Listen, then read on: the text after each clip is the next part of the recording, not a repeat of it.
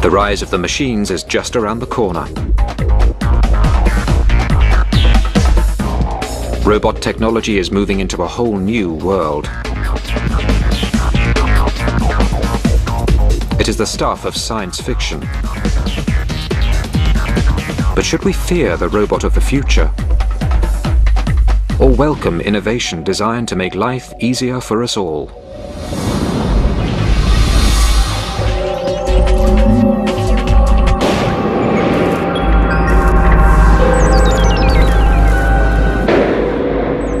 In the near future, robots may run our world. They could manage our cities, our money, even the details of our private lives. They don't have minds of their own, but could they? If they did, what would happen to us? We've seen it at the cinema. Man wiped out by creatures of his creation. For example, in the movie 2001, we had this beautiful spaceship with the state-of-the-art computer technology, and HAL was to carry out all commands given by humans. However, you know how humans are. We're messy. We give sloppy commands, and commands were given to the computer that logically could not be carried out. And so the robot said, well, if the humans give me orders which cannot be carried out, the only logical way to carry out these ridiculous commands is to eliminate the humans. And that's precisely what the robot did. That's the problem with robots. No common sense. Man's innate ability to think, decide, and act has not always served the human race well. But wouldn't a world run by robots be worse? Much worse. If there's an earthquake, all of a sudden we have a shutting down of the water supplies. And the robot will say, well, we must take care of all the fires that are breaking out. It'll divert all the water to taking care of the fires. And at that point, there's going to be a massive dislocation in the water supply inside a city.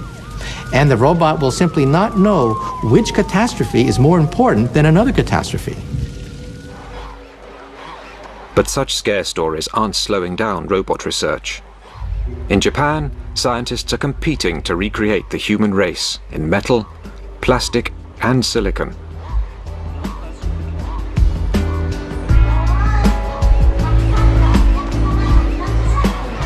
This is Asimo, the first humanoid to walk out of the laboratory and into the real world. It's designed to look friendly, not the kind of robot who'd zap us with a laser.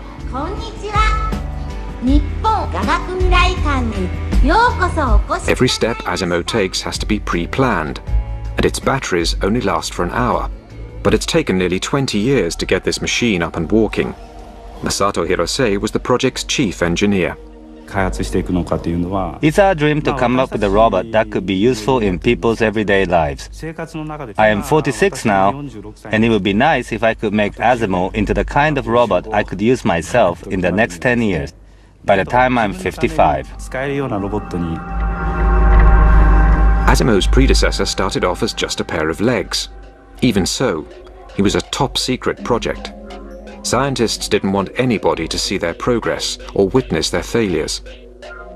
This robot, built in 1986, could only walk in a straight line and needed nearly 20 seconds to take a single step. Picking up the pace was a huge challenge. To walk upright, a person uses 200 muscles, all controlled by the human brain. For a top-heavy robot to walk on two legs, its computer has to perform a constant balancing act. No matter how many times we tried to do this, it always fell over. We refined it day by day, over and over again, and finally got the robot to walk. Engineers spent years monitoring human body movements and then programming their robots to recreate them. It took 4 years to get the speed up to 1 kilometer an hour. It took another 2 years to get the robot to cope with slopes and stairs. Finally, in 1993, there'd been enough progress to attach the legs to something that looked like a body. P1 was almost 2 meters tall and weighed 180 kilos, twice the average weight for a man that size. But its successor, P2, was much lighter and more compact. The first time I saw Honda P2, I was impressed and amazed.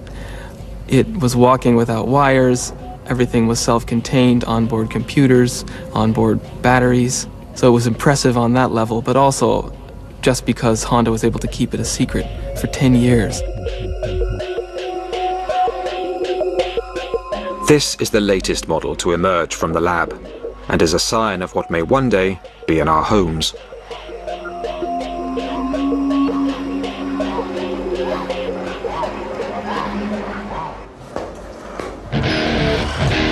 The quest to build the first artificial human is highly competitive. H7 is the result of a multi-million-dollar research project funded by the Japanese government. The objective? The creation of humanoid robots capable of performing complicated tasks, like playing football. Keeping your eye on the ball and kicking it with your feet may be child's play for humans, but it's a major advance for machines.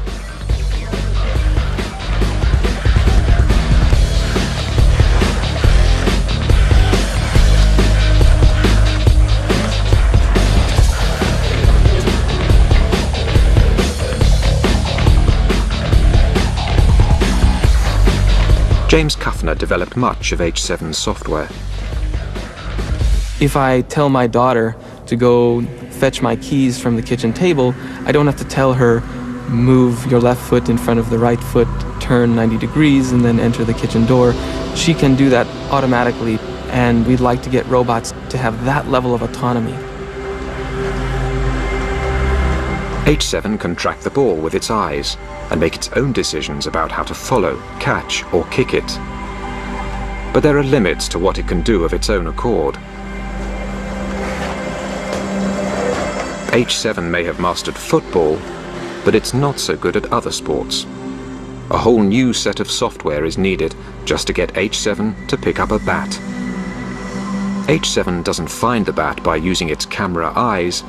Instead, every movement is planned in advance and written into its software. H7 is no use if the bat is put in a different place.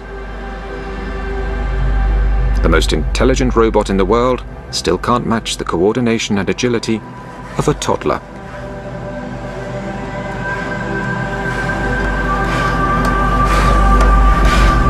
The software that I wrote for H7 took over 5 years to develop and over 100,000 lines of code. And that involved getting the robot to move, pick up an object and put it from location A to location B. It didn't include object recognition, speech recognition, other kinds of sensing like computer vision functions.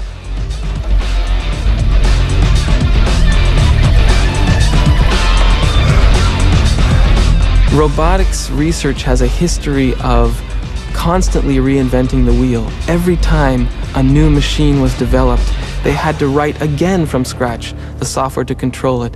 So I really believe that we're not going to be able to make progress in robotics without some way to build upon the lessons learned. Despite the challenges, scientists are pushing forward the development of humanoids, believing there will soon be a need for them in the home and the workplace.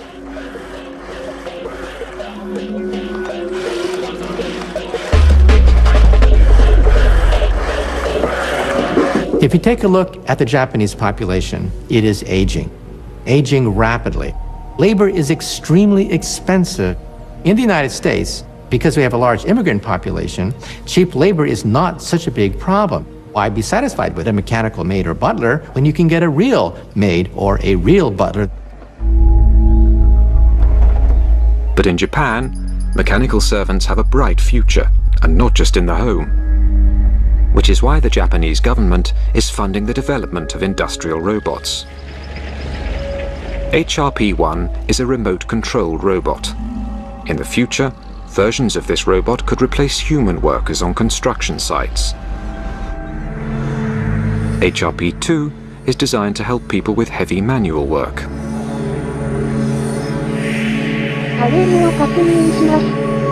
It's remotely controlled by instructions given through a headset.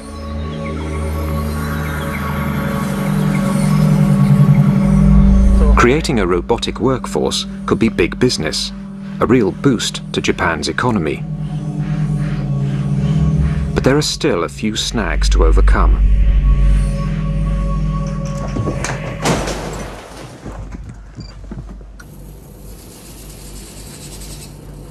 Staying upright is a delicate balancing act. Humans who have 10 billion neurons in their brain have spent over 2 million years learning how to do it.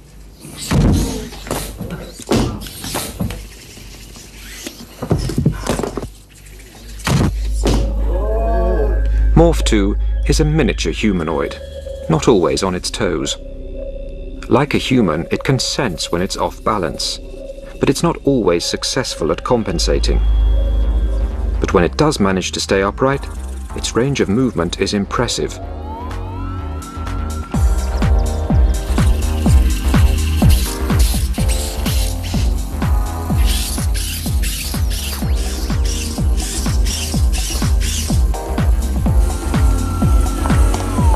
A whole new meaning to agility tests. This is Morph 3. Its incredible flexibility is made possible by 26 joints, all coordinated by 133 sensors and gyroscopes, which detect changes in pressure and position. But they can't process all that information as quickly as humans, which is one reason they fall over so often.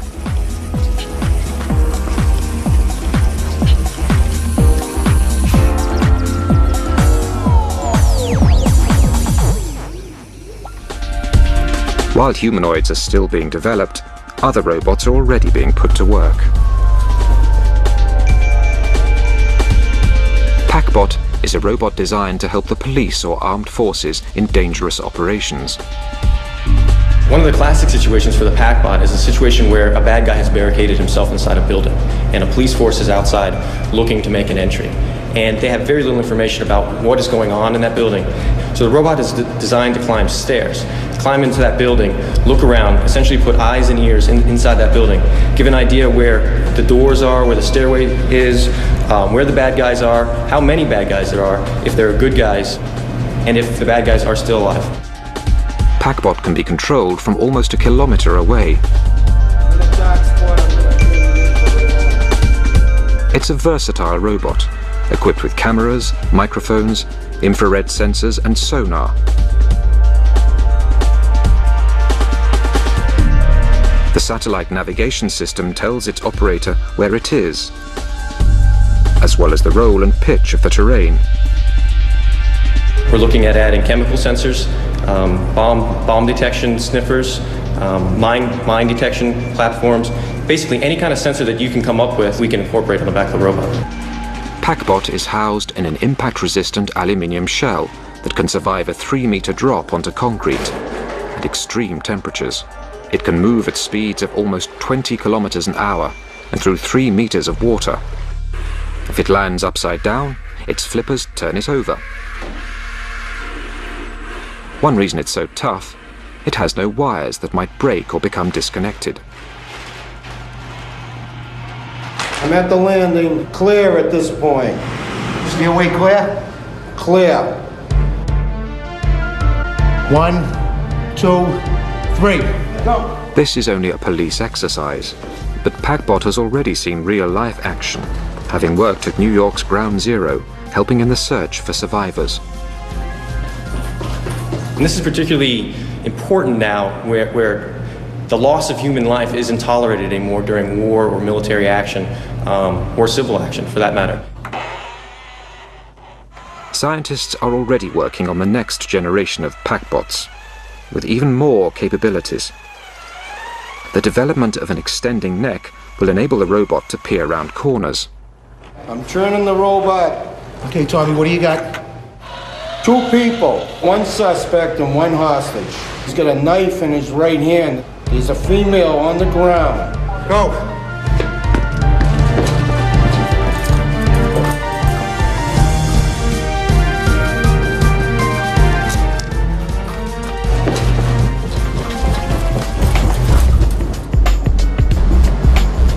At the moment, Packbot works alone. But there are situations when it will be an advantage to have a whole team. This is becoming possible with new technology called Swarm.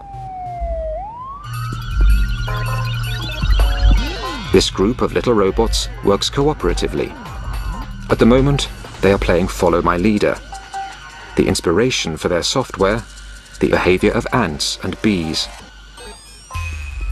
In nature, 20 million individuals in some of the larger societies of ants all come together and work for a common goal. And they don't have cell phones, they don't have internet, they don't have GPS, but yet they're able to work together collectively and to do complex things like map their environment, form paths, carry food around, communicate information to their nest mates, things like that. So we're trying to get some of that intelligence into robots. Swarm bots can talk to each other without human control. Follow My Leader makes communication easy, especially underground where radio links don't work.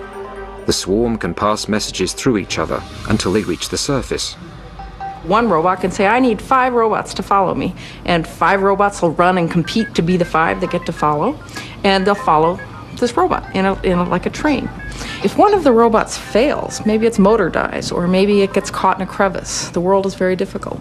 It doesn't matter, because another robot can just jump in and take its place.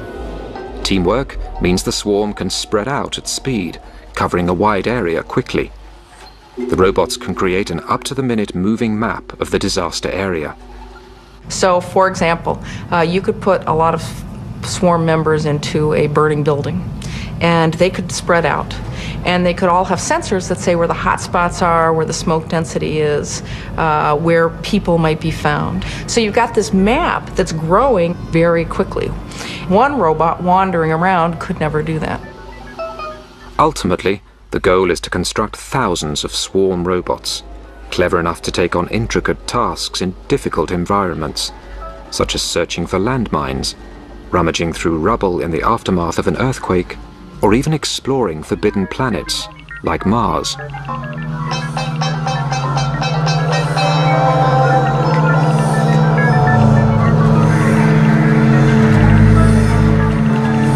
Another idea is that by having a large number of robots, they can all be relatively cheap.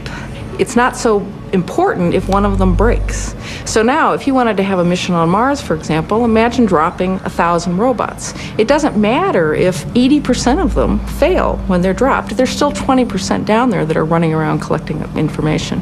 Whereas if you just had one very expensive robot and it broke, the mission has failed. And with these uncomplaining automatons doing the dirty work, there's no risk to human life. Robots can withstand the stresses, the strain, the radiation, the deprivation that exists in outer space. They don't complain, they don't require life support, and they don't have to come back. But space research will have job opportunities for bigger robots too.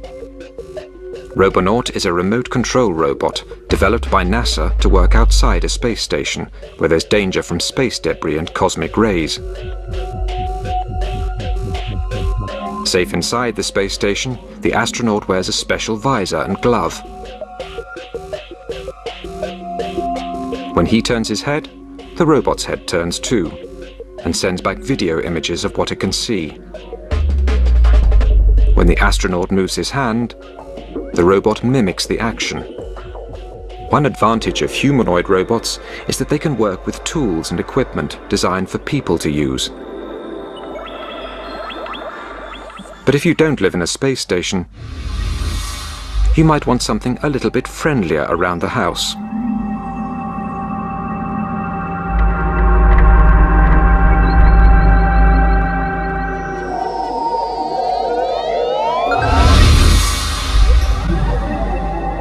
How about a robot that could greet you at the door?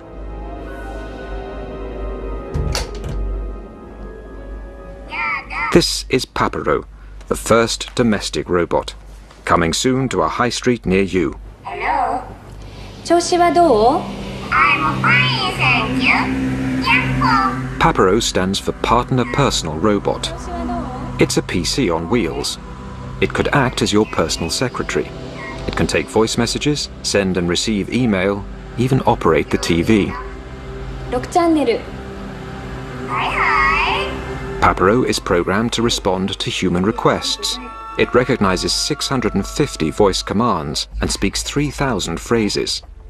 It recognizes people by their faces and recalls facts about them, like their blood types and birth dates. You know when Papero is listening to you because its ears turn green.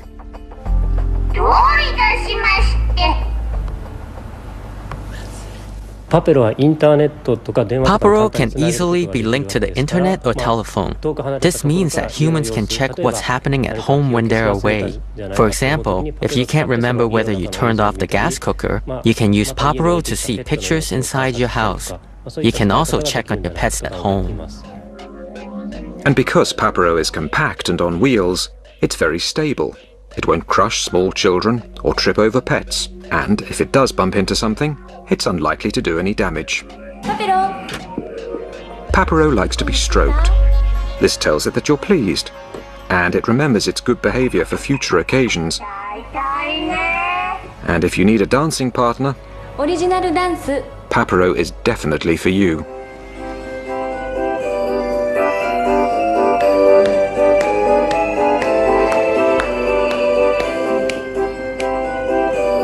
Papero can be as endearing or as irritating as a 2-year-old child.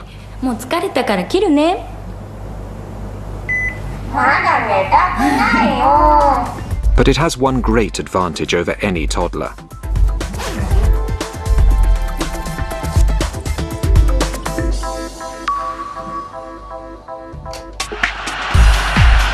"20 years of research have gone into today's robots. But are they ready to join the workforce? Our robots today have the collective intelligence and wisdom of a cockroach, a retarded cockroach, a lobotomized retarded cockroach. However, because of the doubling time of computers, I think that by the year 2020, we may have robots that are as intelligent as mice, perhaps as intelligent as a dog. If robots are really going to be useful, they're going to have to learn how to learn.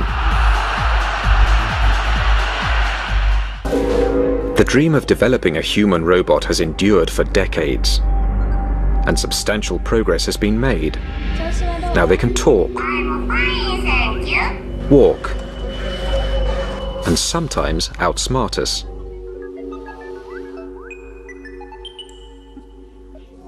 Playing chess against a grandmaster demands intellectual skill. But in 1997, the world's greatest chess player, Garry Kasparov, was beaten by a computer called Deep Blue. So, if they are so clever, why haven't we put them to work yet? The real problem, why we don't have mechanical maids and butlers, is the common sense problem. Things we take for granted are almost impossible to perform by robots. We know that water is wet. We know that strings can pull, strings cannot push. We know that when you die, you don't come back the next day. It would take experts centuries to program a robot to have the common sense of a 2-year-old. So now, robot designers in America are trying a different approach, getting them to learn.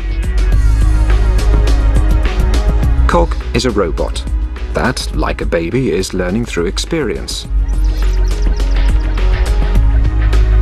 Cog has several cameras. Through them it can see objects in wide angle or close up. It can track objects, sense and depict color. You see, robots can see. In fact, robots can see about 10 times better than you can see. But robots don't understand what they are seeing.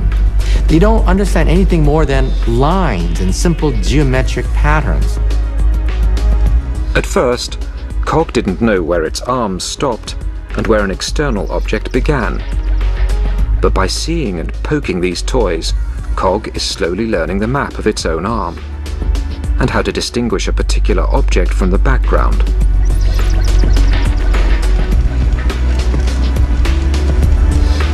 Cog now knows that cars move forwards or backwards, not sideways. So, even when the car is placed in a different direction, Cog hits it from the front or back. If robots can learn from experience, they won't have to be programmed for every task. But this initiative is still labor-intensive. We'd like to be able to take that robot of the future and show it, here's how to do the ironing. You know, you fold it this way, you do that, and that's how to iron. You do it now. We'd like the robot to understand that, be able to map it to its own body and do the task. This is K1. K1 isn't doing the ironing yet, but it does try to copy its programmer's workout.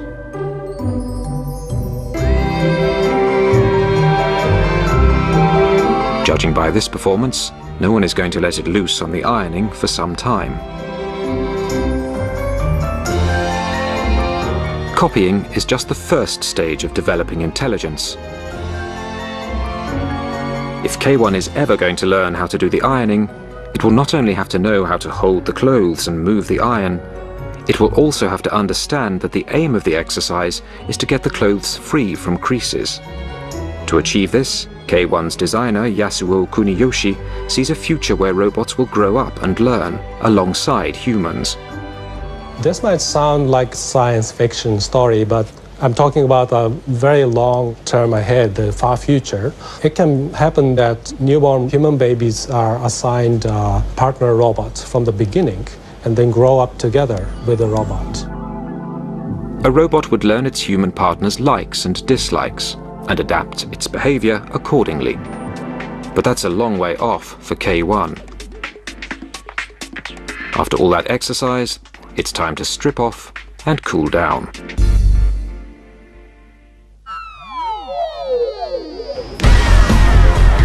Hockey here. Okay, you go, DB. Now you're playing. Darren Bentivegna is teaching DB to play air hockey. DB's camera eyes have been set up to track the puck's bright colour. So far, so good. As long as the lighting conditions don't change. Now you know how to play it. Alright, getting a little better. But to play the game, DB not only needs to see the puck, but to predict where it will be a few seconds later. That's my score. The puck not always can be seen. Sometimes it goes underneath an arm or it's in a corner.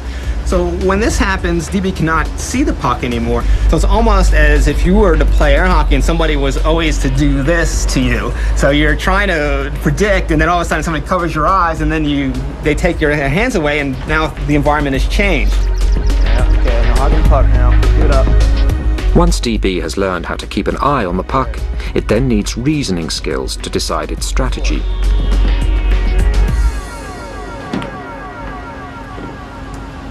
Having chosen its shot, DB needs the motor skills to execute it.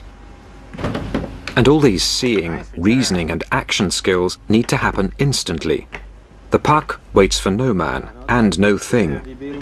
Is it worth all this effort just to teach a robot a game?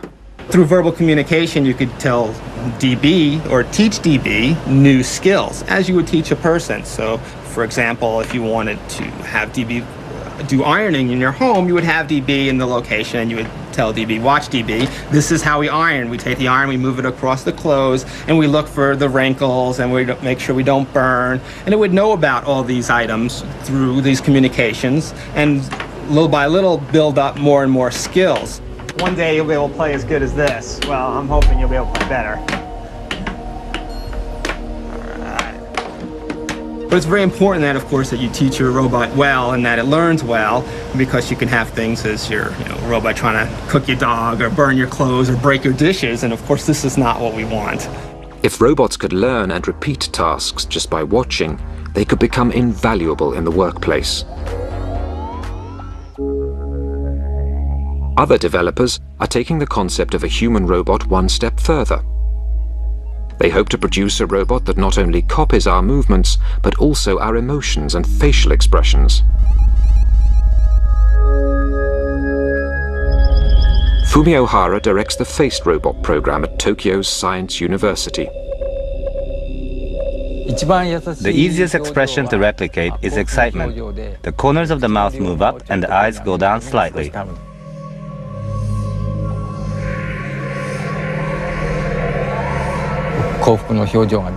But for surprise, the eyes get bigger and the mouth opens, like this.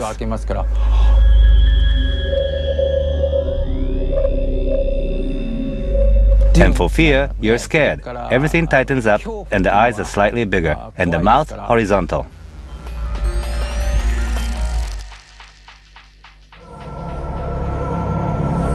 Not exactly a pretty face, but a functioning face, the first of its kind in the world.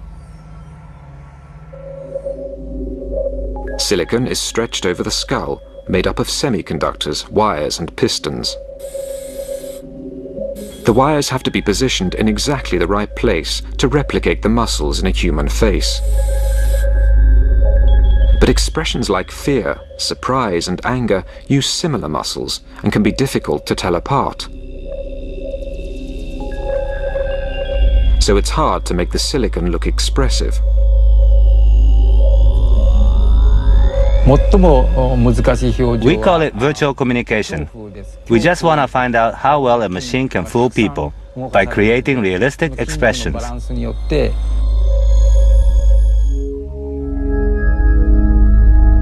Hara believes that a great deal of communication is through facial expression alone. To communicate effectively with humans, robots will need to express feelings we can understand. With the help of tiny video cameras mounted behind the eyeballs, this robot can already read human faces and copy what it sees. It's programmed to recognize and recreate 6 emotions. But Hara wants to give the face a voice so the robot can not only look angry, but sound angry.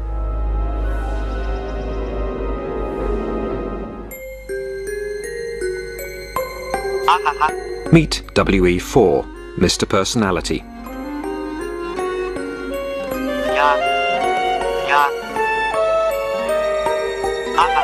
It really seems to enjoy tracking a red ball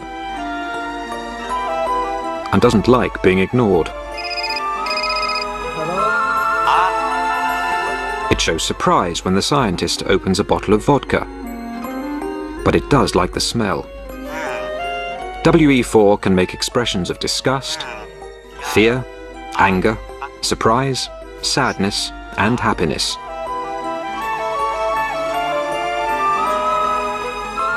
Once a robot can express these reactions spontaneously, it will be well on the way to having a personality.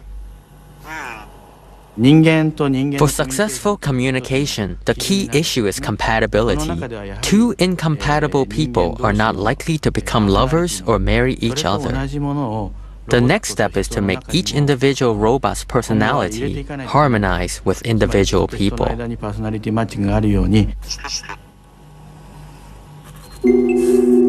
Rodney Brooks is developing a sociable humanoid robot he calls Kismet. Do you want to talk to me today? What do you think? More than that. I'm too close? What if I get this close to you? What do you think? Right now, Kismet is modeling a very young infant who doesn't really have language. So it babbles and does turn-taking, as you can do with a young infant, back and forth. But there's not too many words that it understands, and it can mimic a little bit, and we're having it learn about simple objects by talking to it. Can you see me? Yes. No, that's a bright light, isn't it? You're much more interested in the bright lights than my face today. Come over here. Kismet engages with people through an expressive face-to-face interaction. Brooks was inspired by infant social development and psychology. Hero. Kismet has a bunch of different emotions, and it will react differently to the same stimulus depending on what emotional state it's in. Sad.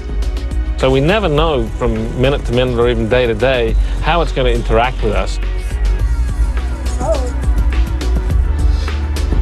Then, well. Hello. Hello. Do you like me? Yes. Kismet was designed to react to social cues and learn from a human instructor. Kismet, say horsey. Say horsey. Horsey. Good robot. There you go. Yes. Yes.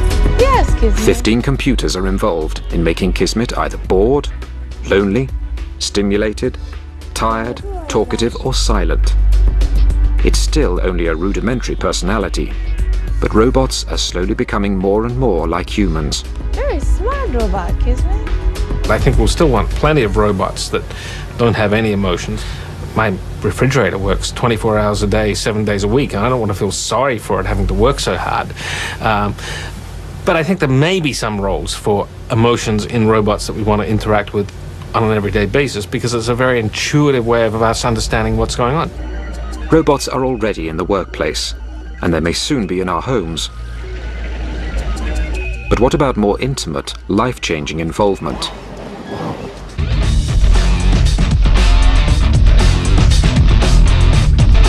Eric Harper looks like anybody else. But one part of his body is completely robotic.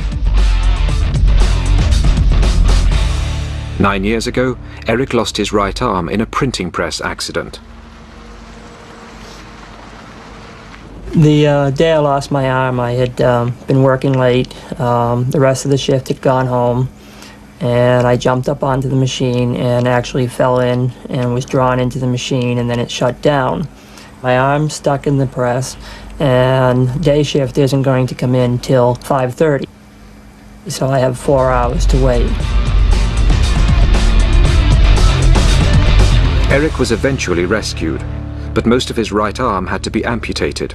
I was right-handed, and having lost my arm, it was like, oh, well, this is going to kill me? No.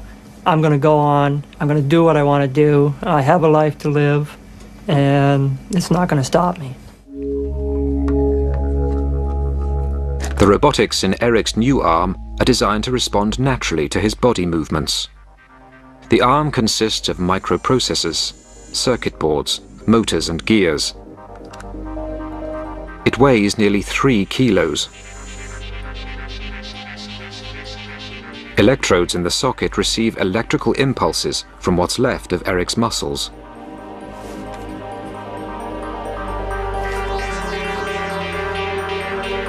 A valve seals the vacuum inside his false arm, helping to keep it in place. A computer reads the electrical impulses from Eric's back muscles and bends his robotic elbow, raising his forearm.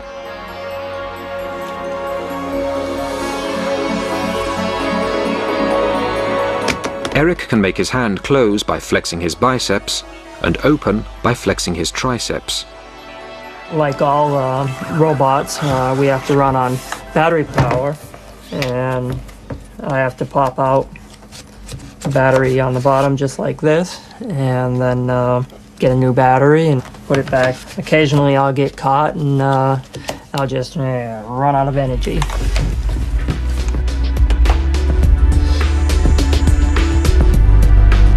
Eric's arm, although not perfect, has changed his life. So will this technology one day be able to improve our brains as well as our bodies?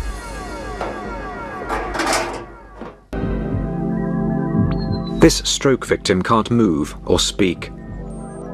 But an electronic brain implant gives him the ability to operate a computer by the power of thought alone.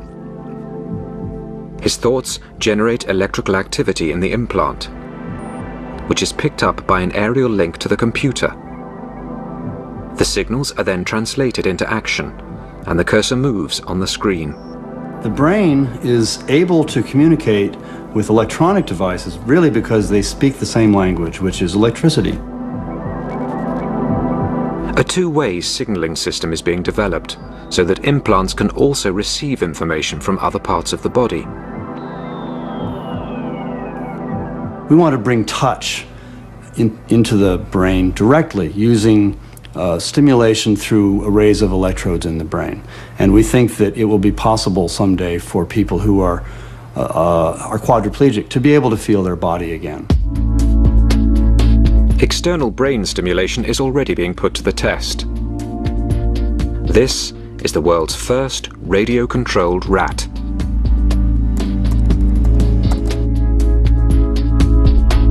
I didn't set out to make Jihad Ninja rats. What we wanted to do was an experiment that gave us a sense about how well animals understand signals that come directly into their brain. Rats have poor eyesight. They use their whiskers to find their way around in the dark. 3 electrical probes, each the thickness of a single hair, were implanted in the part of the rat's brain that picks up signals from its whiskers. The operator can direct the rat by typing commands into the computer. In one way, you could compare the system to a child's remote-controlled car. An operator stands with a laptop and sends out key signals.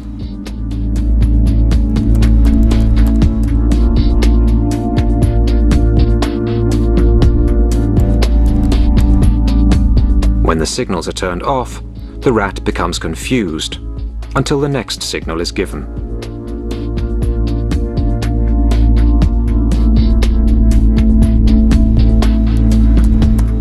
Dr. Talwar believes his remote-controlled rats could be very useful. At the time we were doing the experiment, 9/11 happened in New York, and we were looking at these images on television, and it occurred to us that what we have in front of us could be a very cool technology to solve many of the search and rescue problems. Rats could be invaluable for search and rescue amongst wreckage, or for sniffing out hidden landmines. Unlike clunky machines, rats are familiar with rough terrain and small spaces. The concept has not been well received by animal rights groups. Such experiments will be regulated and may be limited if they're shown to cause unnecessary harm or stress to the rats and mice. But one day, humans might choose to have brain implants themselves. As the baby boomers of the world get older and older and more scared of falling apart, I think you'll see lots and lots more medical pressure to augment our bodies and improve them through putting direct silicon digital connections inside our bodies. We've seen time and again that what starts out as a technology for helping people who are ill or sick or injured then becomes optional. And the great example of that is cosmetic surgery. It started out for helping people with burns, but now cosmetic surgery has a whole life of its own for improving people's looks and well-being. If this is what we're prepared to do to make ourselves more beautiful, what would we do to be brighter, more talented, more athletic? We could give people supranormal senses. We can give them the ability to have ultrasound. If you have ultrasound, then you can detect the presence of objects near you without seeing them. If you might be able to use infrared, which would allow you to see in the dark. You might have supranormal reflexes. You'd be able to hit a baseball coming at you much faster than you can now.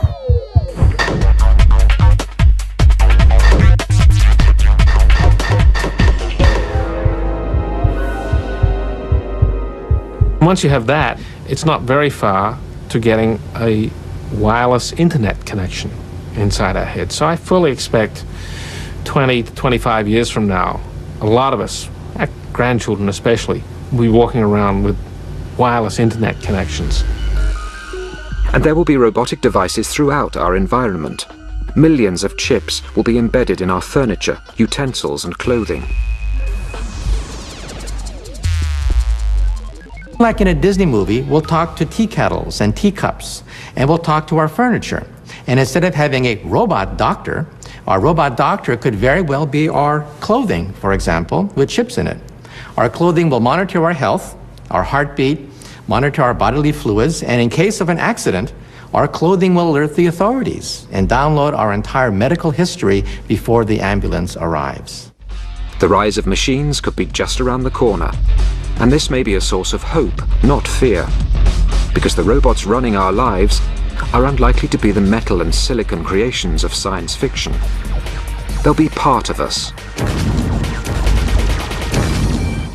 The future of robots is us, and us will be the robots. The combination of person and robotic technology is going to be far better than any pure robot that we can build. Our new robo-beings.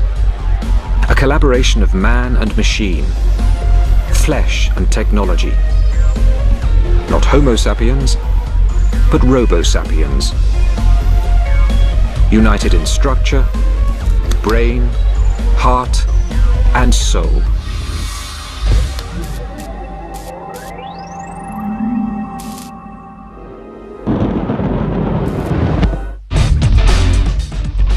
Next tonight, there's a terrifying game of cat and mouse off the coast of Bermuda when American and Soviet subs collided. Nuclear sharks after the break.